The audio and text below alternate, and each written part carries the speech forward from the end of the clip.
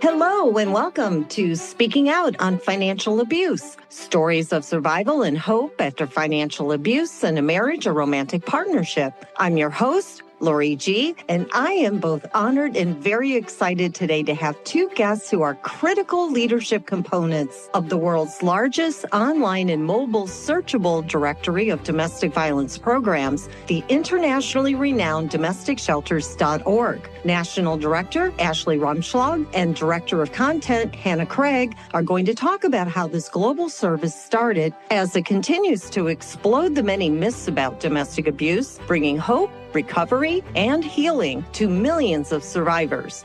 Ashley, Hannah, Merry Christmas, and welcome to the program. Wonderful. Thank you so much for having us. We are so excited to be here today. Thank you. And Merry Christmas. This is December 24th. So before we do dive into the massive work that DomesticShelters.org does, where are you originally from and where are you now? Starting with Ashley. Sure. So I am currently located in Northwest Ohio in a small town called Findlay, Ohio. I recently moved back here. This is where I grew up. I grew up just outside of Findlay, but I spent about 7 years living in Phoenix, Arizona, which is how I got connected with DomesticShelters.org. And Hannah, where are you from and where are you now?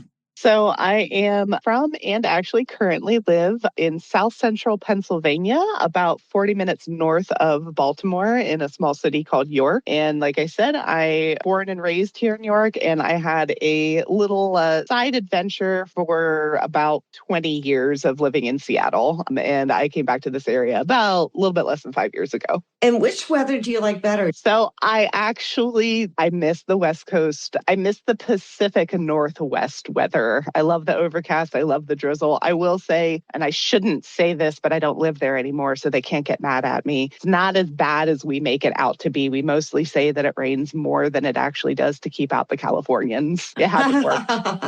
Well, each of you have been in the field for how long? Ashley, how long have you been in this field altogether? About 8 years. I joined DomesticShelters.org in 2017. We were much smaller then, just kind of me on the team. And yeah, I've been there ever since. And where did you start? How did you get involved in this altogether? It was kind of a happy accident. I worked in more hospitality. I was a membership marketing director at a country club in Ohio, and I just wanted to do something good. I wanted to do good in the world, and I also wanted to work remotely. I just recently moved to Phoenix, Arizona, and I knew I wanted to be able to work from home, and the stars just kind of aligned. I met Chris McMurray and then executive director Anita Hildreth, and just kind of fell in love with this mission of helping people who've experienced domestic violence. I don't have personal connection to the issue, either myself or any immediate family members. But as I've learned more about it, I've realized more people in my life than I thought had experienced abuse. But yeah, I just kind of got lucky and fell into this work, and I really enjoy the complexity of the issue because it never ends, right? There is no one solution for how to end this epidemic really across the world. Where did you study? As an Ohioan, I went to the Ohio State University. I studied nothing to do with what I do now. I studied. I know, you Michigander. Oh. Come on, Lori. I thought this was going to be professional. No, OH. I am married to an Ohioan, so I'm required legally. Well, it's good that we are happy about the teams that we love from our state. So, Hannah, where did you start?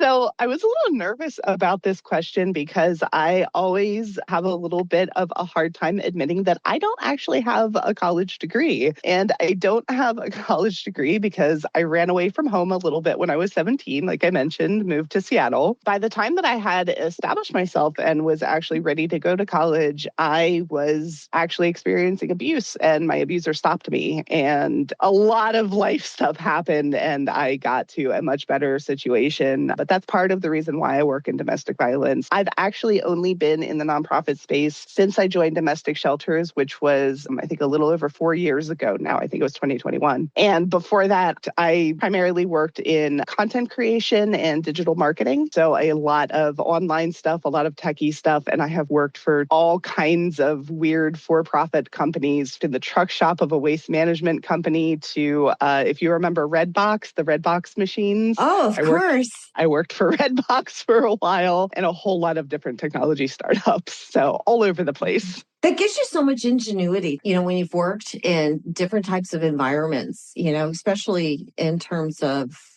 seeing how things are merchandised and marketed and being able to translate a lot of those skills into something completely different, which is where you are now. So how did you transition into this field? I had been working in for-profit for my whole career, and I had been working in sort of the content creation and digital space for, over, I think it's been almost 15 years now. And I was just kind of tired of making older white men a lot of money and not really doing, I thought that if I was spending 40 plus hours a week of my life doing something, I wanted that something to leave a better mark on the world. Like, I think the best thing that we can do as people is leave the world a little bit better than we found it. And I wanted to be able to do that. And kind of similar to Ashley, the stars aligned. I started looking, and Domestic Shelters was also looking for someone with my skill set. I also very much wanted to work remote. It was right after I'd moved back to Pennsylvania and was also looking to work remote. And so it worked out really, really, really nicely because I absolutely adore what we do and our mission. And I'm not phenomenal with things like direct services. So being able to help people, but still be a little bit behind the scenes fits me really, really nicely. Yeah, and the number of people that need help is always growing. Yes. That's just amazing dedication, the both of you. Well, before we get into what domesticshelters.org does, because you are such a massive organization, you are a national organization, but you're also a global organization. I have to ask you briefly about the extraordinary events that have taken place recently within the monarchy of the United Kingdom over the last few months. With the King of England expressing publicly that the royal family stands behind all victims and survivors of any type of domestic violence, do you think this might open some more doors of discussion in the United States regarding our own rampant problem of coercive control by high-profile public figures? We keep seeing them on the news.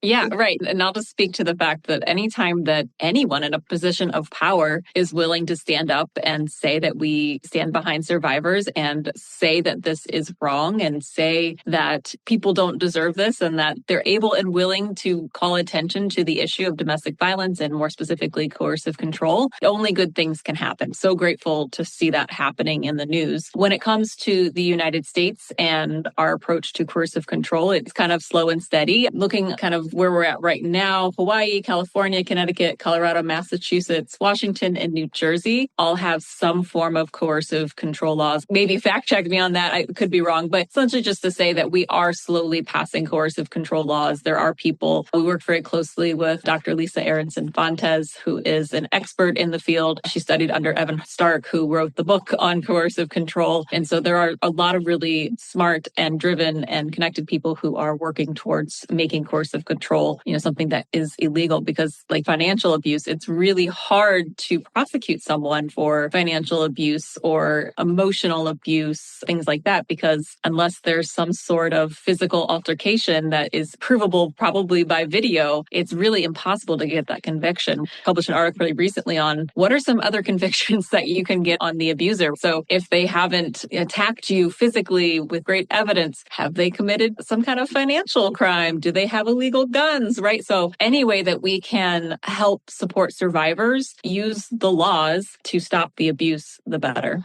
So let's go back to the beginning. How did domesticshelters.org start? I'd love to tell this story. It's one of my favorite stories. It's actually in a book that our founder, Preston McMurray, wrote. It's called I Love You, Goodbye. He passed away in 2023, and I don't know that we'll get it pushed out to Amazon. I hope someday that we'll have it available to share with people. I have a copy. Essentially, the story it starts in Italy. It starts in a small town called Agione, Italy. It's a town where all the bells are made. All the church bells are made in Agione. And a young girl named Donna Teresa was born there and suffered at the hands of her father just tremendous amounts of abuse. The story is a little bit hazy, but essentially what we believe happened is that her mother found a way for her to get out, an organized kidnapping essentially, and she was moved to Chicago where she was adopted and was raised there for most of her life and didn't really understand where she had come from. She met Preston McMurray.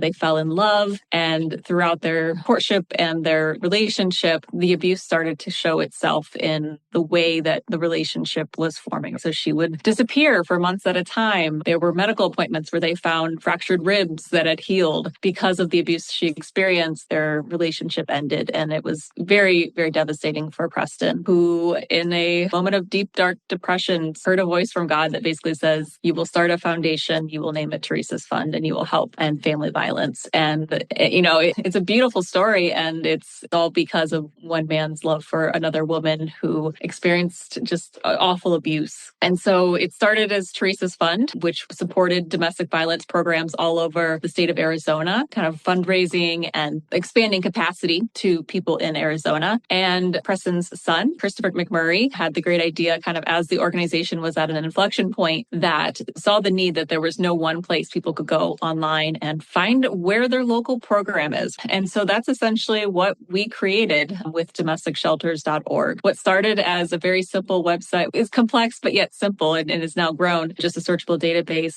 now houses hundreds and hundreds of articles. Our searchable database has just a little over 2,800 different programs and resources that people can find throughout the US and Canada. We have a wish list platform that allows people to make donations directly to those organizations in the US that are in the searchable database. I'd love to talk a little bit more later about Hope Chat, so our AI chatbot. It's grown and grown, and we're always very focused on, of course, survivors first. So we understand that people go online because they don't understand what's happening to them. They have a question, unsure, you don't know what to do next. But we've grown to understand that in order to really fully support survivors, we also have to support the professionals. So we have to go and train people, and we have to bring webinars to the professionals to help them help survivors. And because of that commitment to supporting the professionals, but also our commitment to just being a collaborative force in this space, in 2023, we went from a program of Teresa's Fund to now being a program of Alliance for Hope International. Alliance for Hope International is a much larger organization than us that has multiple programs underneath it. So we have started out as the Family Justice Center Alliance. If you're not familiar, I'd love to talk about Family Justice Centers, which are a collaborative model where any of the services that a survivor might need, both of you can probably think back to when you were trying to get help and you had to go all over the place. You had to go to the courts. You had to go get a forensic exam, maybe. You had to speak to a social worker to get support. All of these different people you need to speak with are under one roof in a family justice center. So that is the movement that was started by our founders, Casey Gwynn and Gail Strack in San Diego back in the early 2000s. And so there's Family Justice Center Alliance. They also started a program called Camp Hope America, which is a program that supports the youth affected by domestic violence through a summer camp, as well as a year-round mentorship program called Pathways. It's a really impactful way that teach kids that their future can be better than their past. And then also we have the Voices Committees. So those are born out of the Family Justice Centers. Any survivors are welcome to join a Voices Committee where they can support one another, but also create change in their communities. And then one of the biggest issues that was identified and biggest kind of indicator of lethality is strangulation. And so Casey and Gail have really brought this issue to the forefront and created what's known as what we've called the Training Institute on Strangulation Prevention, and do trainings all over the world. I know we were in Japan earlier this year. They came just to my hometown of Findlay, Ohio, and did a one-day training, but essentially just helping people understand how dangerous strangulation is. It's not only the men typically, but the people who strangle are the ones that kill cops, the ones that kill their partners. So making sure that people understand that information. And then the last one is hidden homicides. And this is our newest program called the Justice Project, essentially just unlocking and bringing attention to cases where a victim of abuse was murdered. However, the police on the scene or the medical examiner ruled it a suicide. So, for example, the case of Joanna Hunter in California, and the family of Joanna passed Joanna's Law, which essentially creates 10 suspicious death indicators. So that way, when someone is found deceased, if any of these 10 suspicious death indicators are there, they must investigate for a murder, and they can't just rule it a suicide. So that's where we were, where we've been, where we're going. It's a really special group of people and a really special mission. Really great people support us, really important people support us. The Family Justice Center mission was supported back in the early 2000s by President George Bush. He established a Family Justice Center fund, and that's kind of where that started. So Casey was even on the Oprah show back in the day. So really great to have a really big audience, because the work that we're doing all boils down to we're saving lives. So people that go to a Family Justice Center, they don't die. We've lowered homicides in areas where Family Justice Centers exist, and that's really, really powerful work. So everything we do kind of ties into to getting survivors, help them recognize, escape, and heal from abuse. What is the size of the organization? You have so many arms of domesticshelters.org. And how much of it is volunteer? How much of it is actual employees? It's so funny because you started this conversation talking about how massive domesticshelters.org is. Literally, it's me, Hannah, Rachel, Amanda, Rita, and then supporting Alliance team, which is only, I think right now, about 14 people, including Hannah, Rachel, and I. So yes, I mean, I will say Camp Hope and Family Justice Centers are certainly, we're the advisory people. There are hundreds of people out there working in their communities. So not to take any credit away from them, but in terms of getting those people kind of in the model and understanding how it works and getting them started and up and running. Yeah, it's a pretty small team. So we do a lot with a little, and we're very proud of that. And it's all because we all care so darn much and just great people. So we're the people. We love to collaborate. We love to work together because we know that's how you get things done. It's like you're a climbing team. You're all climbing K2 together on a daily basis. That's how it feels sometimes.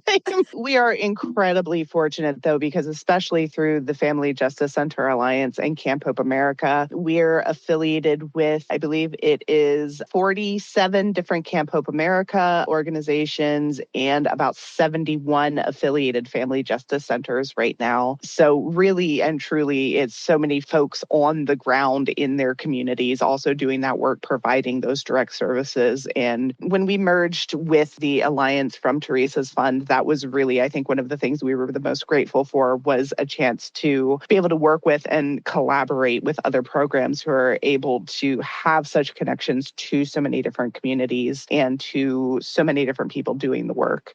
Well, let's start with Hope Chat. What is Hope Chat? Awesome. Thank you for bringing that up. Hope Chat is very near and dear to both of our hearts. Hope Chat started and was launched kind of to the world on January 21st of this year, so 2025. And the whole idea is that, as you mentioned, domesticshelters.org has a lot of content. We have a lot of articles and videos and resources and lists and all of the above. And so it can be very overwhelming for someone who lands on the site, either coming directly because they heard about us from their advocate or just, as most do, coming to us from a Google search query that they had. And so what we were kind of seeing was this intersection of what AI could do. So we worked with our tech partner By the Pixel to build Hope Chat, which is an AI chatbot that is trained on all of the information found on domesticshelters.org. So instead of going to our search and saying, I want to learn about coercive control, you can type in what you're specifically experiencing, and Hope Chat will explain that, one, it is coercive control, and here are some articles about coercive control,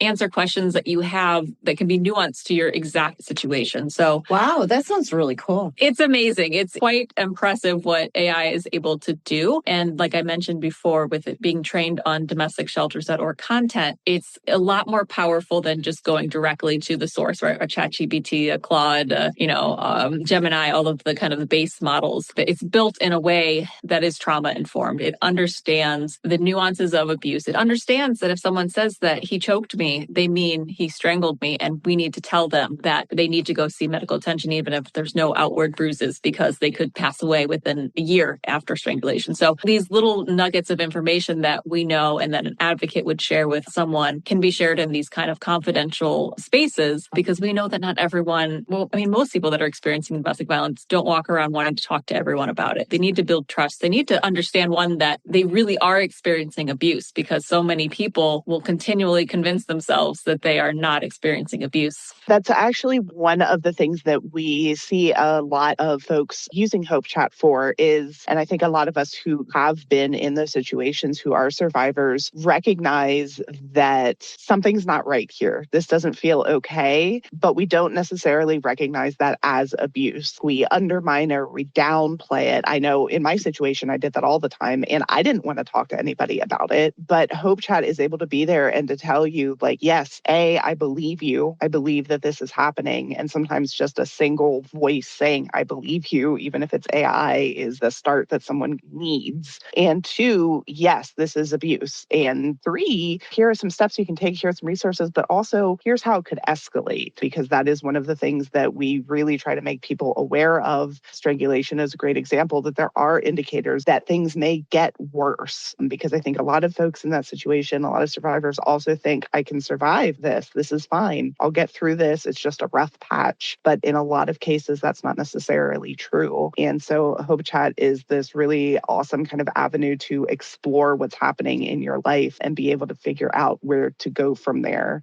Is it instantaneous? 24/7. Yeah, we did some math on it. And because it is just full-time employees, are Hannah, Rachel, and myself on the DS team right now, including Carrie Ann, who's also a Verizon Skill Forward, which we'll talk about in a second. But it's like as though each of us are responding to 200 messages a day, which is just impossible. Yeah. We would not be able to do that and do all the other things. So it is kind of a game changer. It's those conversations that we didn't have the capacity for before. We can scale this. And that's kind of where we're going with this. It's great on domesticshelters.org, but we want all domestic violence program websites or any DV related website to have a Hope Chat on their website so that whenever someone is unsure about what they're experiencing or has a question or doesn't know where the closest domestic violence program or organization is, they can get those answers immediately because time is of the essence. They don't have a lot of time where they're not being monitored, but also because we know in situations things will escalate.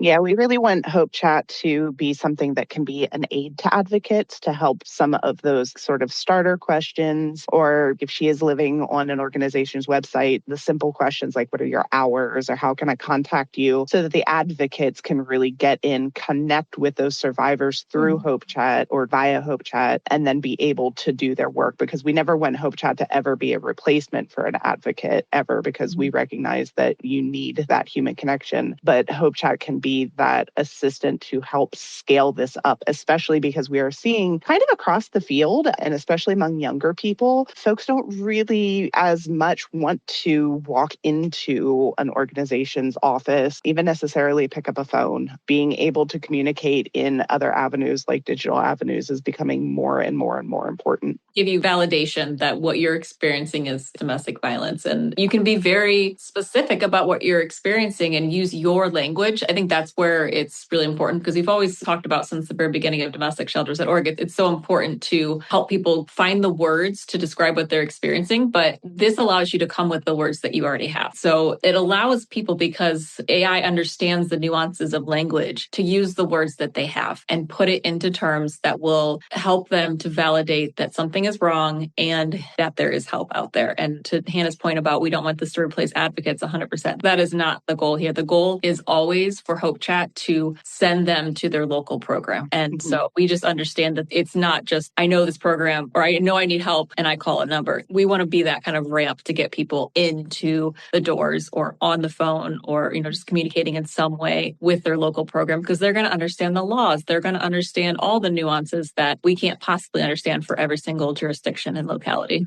How much has your audience grown? Hannah, you want to talk to that? You're a numbers gal. On average, we get about 2.7 million visits a year. We are very, very proud of that. We're always hoping to grow more, always wanting to grow more. My goodness, growth. We're very fortunate that we've been in operation as a website since 2014. So that is a pretty long life for a website, especially in modern times. And I think we've grown by a little over 1 million or so since I started, maybe a little bit more than that. And honestly, one of the numbers that I am most proud of, and I think Ashley is too, is Hope Chat did debut this year, 2025. And by less than 12 months in, we have had over 55,000 conversations through Hope Chat.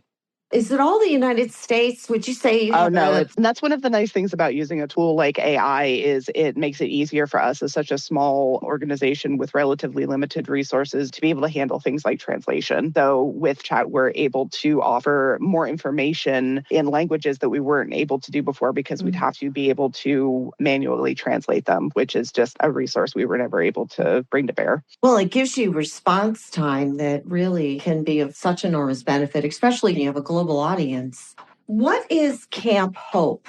So Camp Hope, like domesticshelters.org, is a program of Alliance for Hope International. It's that piece where, and I don't want to speak to everyone's perspective, but there's kind of been a little bit of the talk of if we take care of mom, then the kids will be okay. So focusing services on getting her help, getting her stable, allowing her to parent her children. But we know that even if a child isn't directly physically or emotionally abused, just being in the home around abuse is just traumatic for that child. And whether they show it or they're not, they are different because of it. So Camp Hope America was really the response when the Family Justice Center movement was getting started to what do we do for the kids? How do we support the children who are victims of domestic violence as well? And so it started as a summer camp, going away to summer camp, and we use the phrase challenge by choice. So whether they want to do the ropes course or archery or kayaking, camps are held all over the country with different activities available, but really just focusing in on helping kids. We talk a lot about hope. So I think this is a good time to kind of talk about what we mean, what we say Alliance for Hope. Hope is essentially, it's a science. You can measure hope. If you go to hopescore.org, you can take your hope score and you can understand how hopeful you are. A lot of times people talk about hope in the terms of, I hope you have a good weekend. That's not what we mean by hope. We mean hope is something that you have control over. So you have agency and you have the ability to make the change and you want to make the change. So the way power and then the willpower of it all. So there's all these different elements of hope, but basically it's just saying that I have the ability to make my future better than my past and I play a role in doing that. So we talk a lot about hope and that's what we're talking about at Camp Hope. So we're always talking about hope heroes. So we're telling stories of people who've overcome great adversity in their life related to abuse. So kids can kind of see,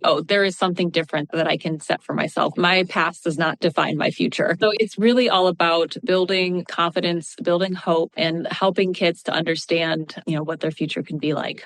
With today being Christmas Eve, we know the holidays can throw Miracle-Gro on partnerships that are already in a pattern of domestic abuse. There's also many listening right now globally who have left that relationship and they may be by themselves. They haven't reached out for anything. You are leading into a season where hope is heavily mentioned. If somebody is listening right now and they've never heard of domesticshelters.org before, they've never really reached out and they want to just maybe put a toe in the water, where do they start from scratch? There's a couple of different ways to go about it, but I will say right off the bat, if safety and security are a concern, we have a web app that you can get right on the site that helps secure your browsing through your phone. And we also have, I think most people who have checked out any site about abuse, domestic violence, usually see the escape button. We have a little escape button. Ours is a little fancy, so it actually opens up a Google Weather tab and then opens up an empty tab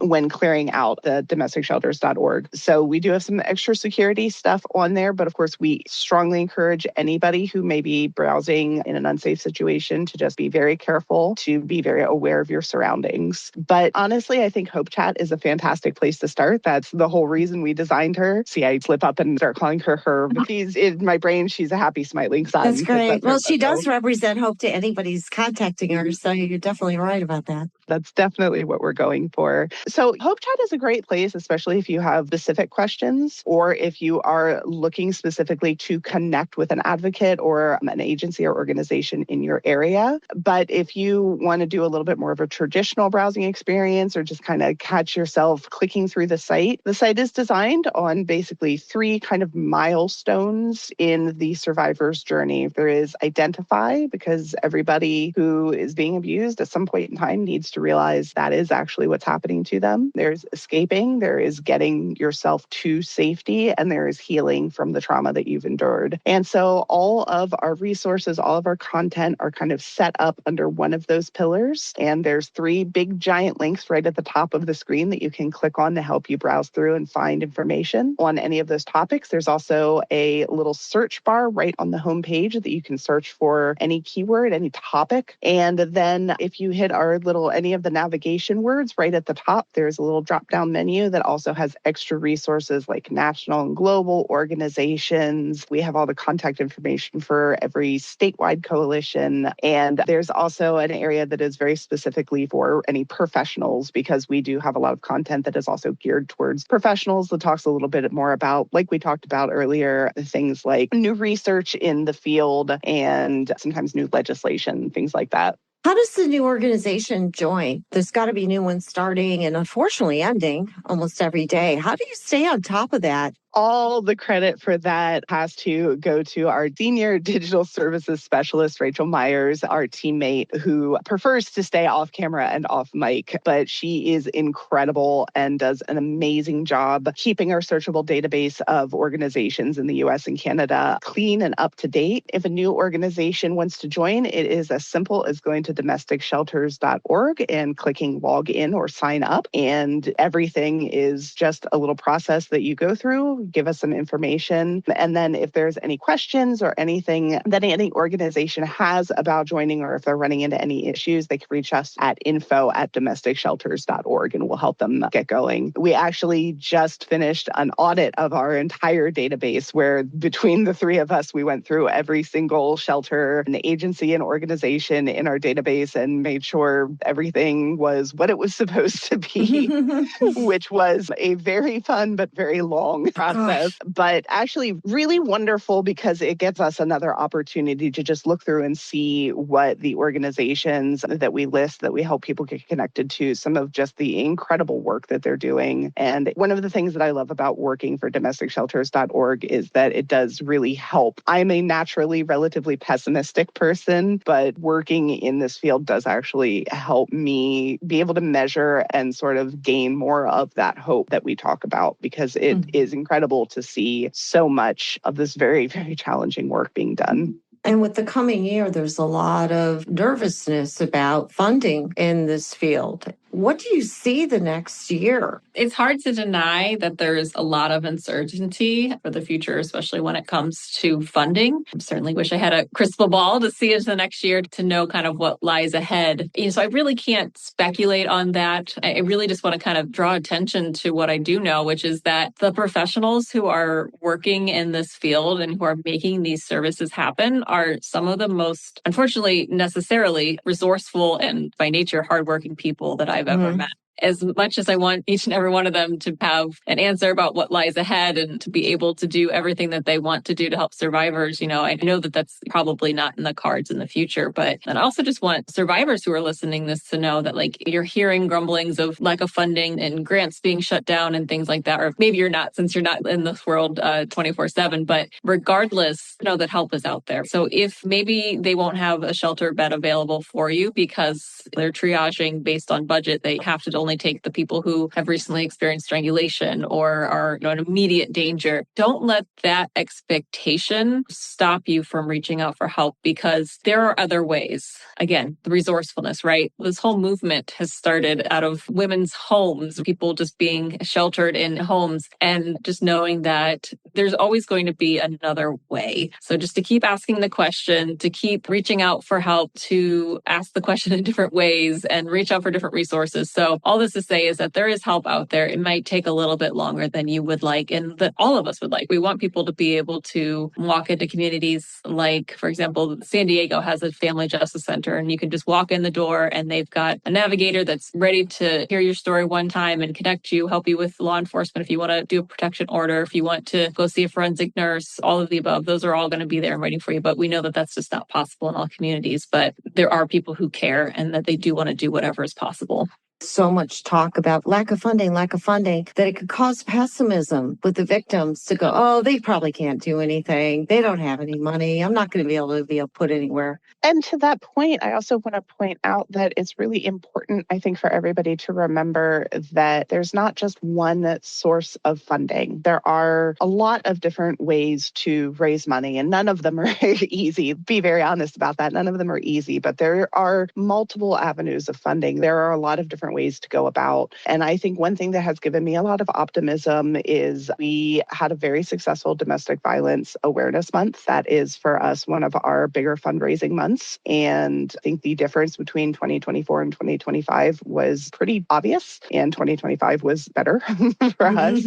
And then we're also seeing a lot of effort and support from sources that we might not have really thought of before. One of the things that the Alliance was really fortunate to be able to work on this year was a partnership partnership with the ride-sharing company Uber, where Uber was able to donate a significant number of rideshare credits to, I believe, 18 different family justice centers across the country through 11 different states. And that's just a pilot program. Like, that's just getting started. So there are sources for help. And one thing for me that just kind of helps at the end of the day is Rita Smith is one of our longtime consultants. She started in the field in 1981 as a shelter crisis line advocate. She eventually led the National Coalition Against Domestic Violence, the NCADV, from 92 to 2014. And so Rita has this vast array of experience, and I love hearing her talk about the early days of the movement, back when we still called it more the battered women's movement, right? Because it is so inspiring and empowering to know how far we have come since then, how far we've come, how much of a difference has been made, how things have, can be really hard to remember sometimes, have gotten better. More resources are available, and there are so many people out there who want to help and who are available to help. So yeah, even though times are tough, times will be tough again in the future. Sometimes they'll be easy. That's life. There's always someone there who does want to help, and survivors are not in this alone. So I absolutely agree with Ashley. Like, there is help out there. Well, you are one of the most critical global centralized resources for anyone in any organization looking for information on domestic violence. And I think just to be able to bring up your own state and kind of skim through and see what everybody's doing. And you actually do quite a few things. And you have a major event called the Purple Ribbon Awards, and you're opening that for submission on January 5th of 2026. What is the Purple Ribbon Awards? The Purple Ribbon Awards, we started... Such a good time to be talking about ingenuity and creativity. Yes. It's one of the reasons it exists, is to celebrate that in the field. Yeah, we started that in 2021. Essentially, the people who do this work and the allies along with them in the legal system, the justice system, the medical system, everyone don't get enough recognition. So it's a thankless job, and no one gets into this for the thanks and the pomp and circumstance and the awards or anything, but it's so important to recognize people who are doing a good job, not just for them individually or for their organization or for their communities to recognize and to lift them up, but also because of that innovation. So when someone is doing something really, really innovative and everyone needs to know about it, we want to be able to do that. And so through the Purple Ribbon Awards, we have 42 different categories. And some people might say that's a lot of categories, right? Yeah, bigger than the Oscars, I think. Right?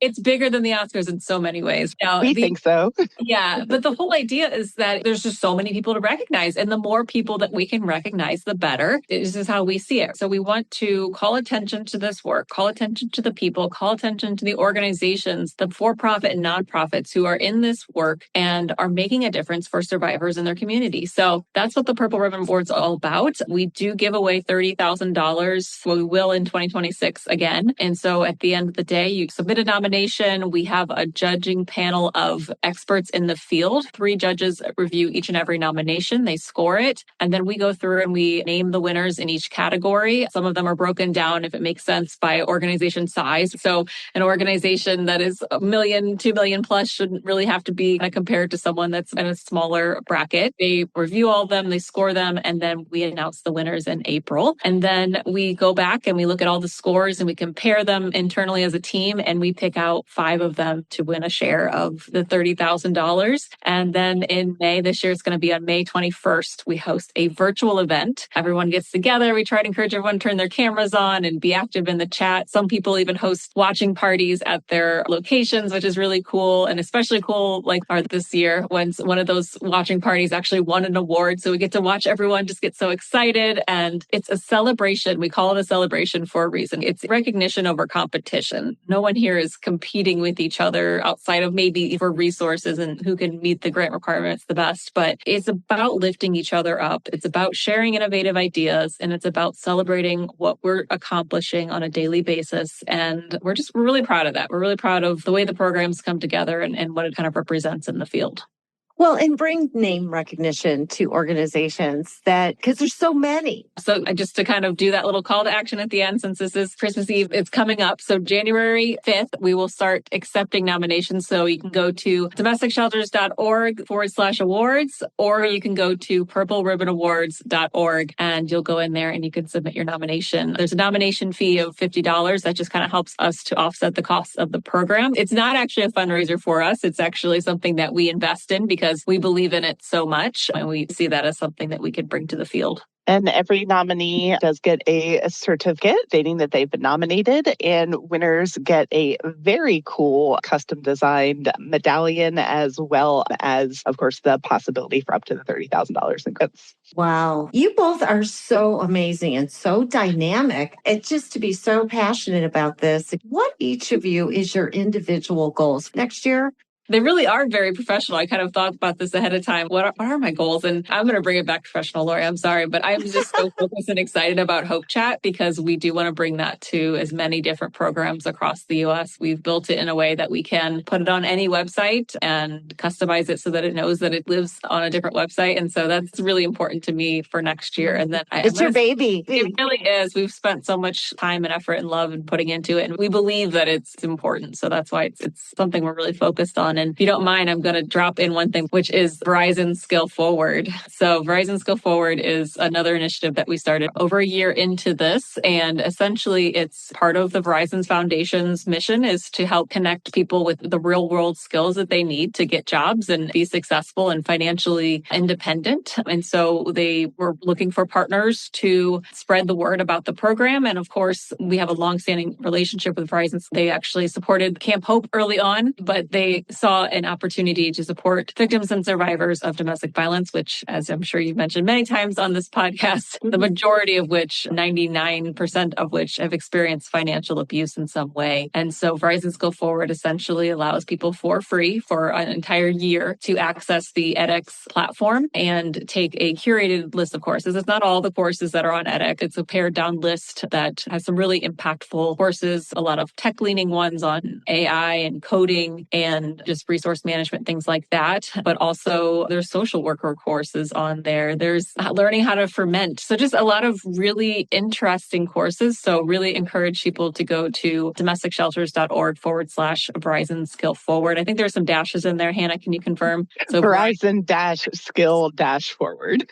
You can find out more information or just email us at skillforward@allianceforhope.com. But it's a great way for people to take free courses, upskill. We use the term upskill, and learn more about an area that can help them get a better job, get a promotion, and just explore new skills in a way that will hopefully positively impact their life. Do you know how long the average course lasts? Really varies, but we have a few courses in there. If someone's in the platform and they're looking around that says it's going to be a 10-week course, know that those are very generous and could take a couple days if you really wanted to. So all the courses are curated by various universities like Harvard, and IBM is another one that curates courses, and they're all going to be kind of different, but there are courses in there that we've managed to accomplish in a couple hours. So there are a lot of courses out there, and one of my favorites is you can do one course or you can do a professional certificate, which is a series of courses that you will get a professional certificate that you can reference on your resume, on your LinkedIn profile. And they have one that's basically just the soft skills that you need to be good in the office. So learning about Excel and learning about all the different business tools that you'll need. So I really encourage people to check it out, register for a course, and hopefully finish one that will, it's a great thing to do over the holidays out and really just kick off the new year right. We are 100% plugged into, it's called edX,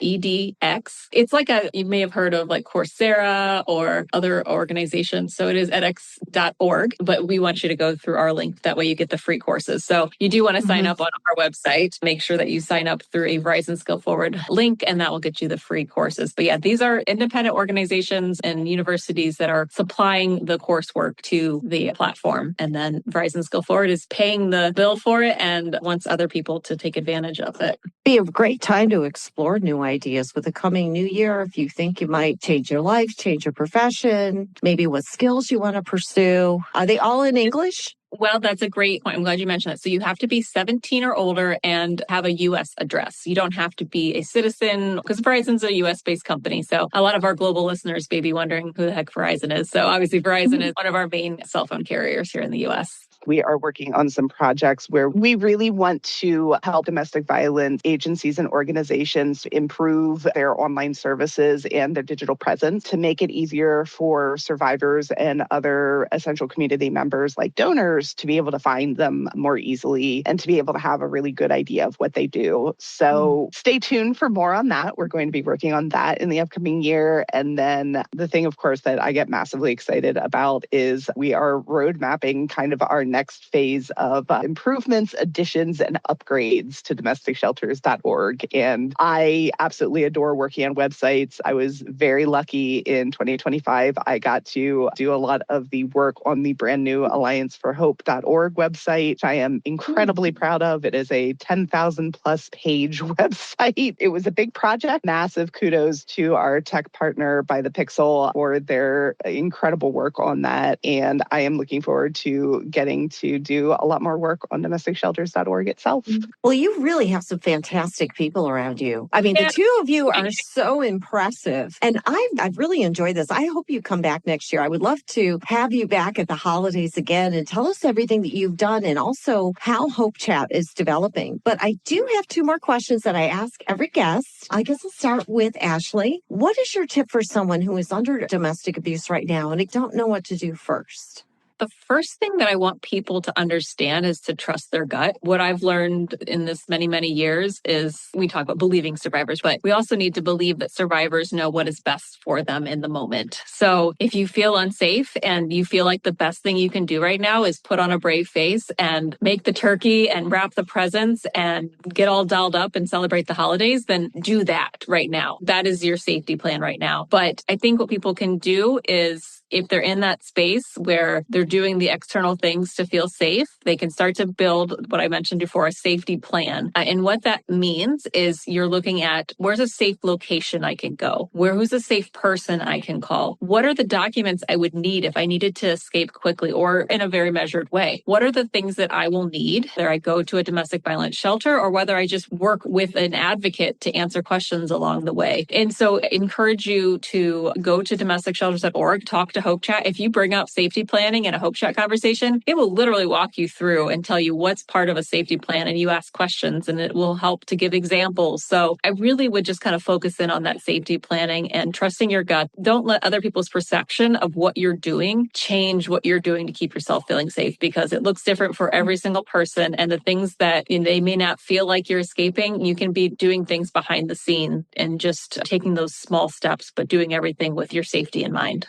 Hannah? I definitely echo Ashley's thoughts. I will also say, please don't try to do it alone. Please don't try to get through this by yourself. Mm-hmm. When I was being abused, I didn't realize I was being abused, and I constantly downplayed how the abuser was treating me, or I didn't want to tell anybody who cared about me what was going on because I didn't think that they would understand that I was a little embarrassed. And I was wrong, because when I did eventually come out and start to talk to my friends and stuff about it, they were the most incredibly supportive, wonderful people that I could ever have asked for in my life. And even if you don't feel like you have someone around you like that right now, there are folks like that out there. Hope Chat is a great way to find them. You can ask Cope to help you find any shelter or organization in your area, and she can help you connect with an advocate. And I think one of the biggest things that I've learned in the few years I've been doing this is the people who work in this field are genuinely some of the most sincere and compassionate people that I've ever met. Like, I've never met anyone who is in this field for any reason other than sincerely wanting to help. They are there for you. So please take advantage of those resources because they want to help.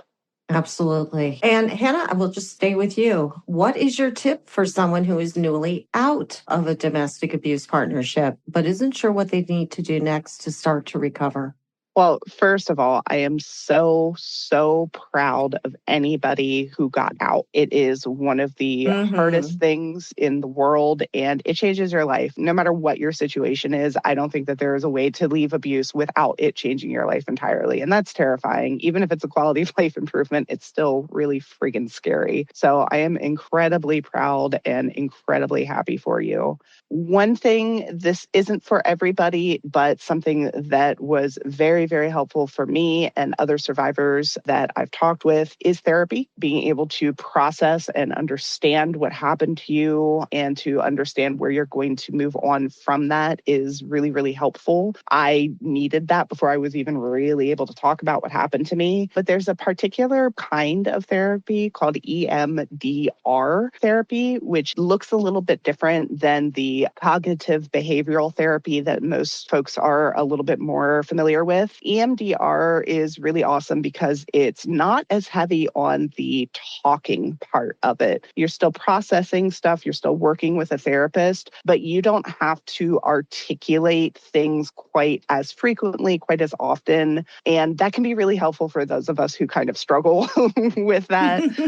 I am very bad. I know it doesn't necessarily seem like I'm an introvert, but I say that I'm an introvert very good at putting on an extrovert mask. I have a really hard time talking about my experiences and my emotions, and EMDR therapy was very helpful for me to still be able to get that mental health support that I really needed while working with kind of my communication style. In a very similar vein, supporting other survivors and getting support from other survivors is super helpful and could be really great feeling. So domesticshelters.org has a great survivors Facebook group where you can join. It's a pretty big group, so it's pretty active as well. So that's a really good spot. And then on domesticshelters.org, you can also find a resource list of lots of different online support groups for survivors. So if the Facebook group is exactly what you're looking for, we've got a lot of options for you to check out. So I think those are right off the top of my head, some of the big things that were very helpful for me. Yeah, the camaraderie really does help and take out the uniqueness through. And Ashley? I always echo everything that Hannah said. Those are really great suggestions. But one thing that I want to add is this idea of taking time to process what happened to you, but understand what is a healthy relationship? What does the next phase of my life look like? Because it's important that people understand what happened to them was wrong. But if you don't replace that with what is right and what do you want in a relationship, it's not uncommon for someone who've experienced abuse to experience it over and over again. And that is not their fault. No, it's an abuser chooses to abuse, and they do so in a very meticulous and cunning and sly way. But if you yourself aren't able to set the boundaries, that can happen to you. So it's one way to prevent that. So set your boundaries, understand what you want out of a healthy relationship, and be really firm on it, and learn to love yourself and learn to be on your own and kind of pursue what do you want out of a relationship. Well, again, I hope you folks come back. I'd love to hear who your Purple Ribbon Award winners are. You're really rocking this industry of bringing effective support to all survivors of domestic abuse. I am so grateful you've both been on the show today. And again, you've been listening to National Director Ashley Rumschlag and Director of Content Hannah Craig from the national organization domesticshelters.org, who is part of one of the leading global social change orgs, Alliance for Hope International. I'll list their links with this broadcast and hope you all have a wonderful holiday and a happy new year. This is Lori G, and I'm speaking out on financial abuse.